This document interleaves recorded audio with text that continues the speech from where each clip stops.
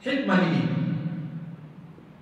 Ulama wanasema al-hikmatu hiya an ya'mala alladhi yanbaghi fi al-waqti alladhi yanbaghi wa 'ala al-wajhi alladhi yanbaghi.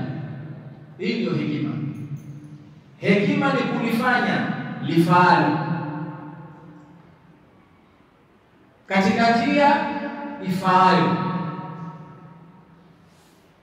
na katika wakati ufaao. Utakapolifanya lifaalo na iwe njia uliyoitumia ndiyo njia ifaayo na wakati iwe ndiyo wakati ufaao, utakuwa umetumia hekima.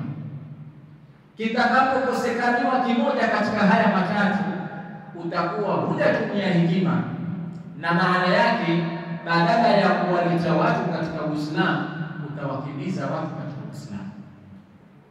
Sasa unatakikaniwa uwe very selective. Ni kitu gani wazungumza, ni kitu gani watamka, ni kwa namna gani wafikisha, ili yule utakayefikishia umwathiri, aathirike na maneno yako, akufuate, akuelewe,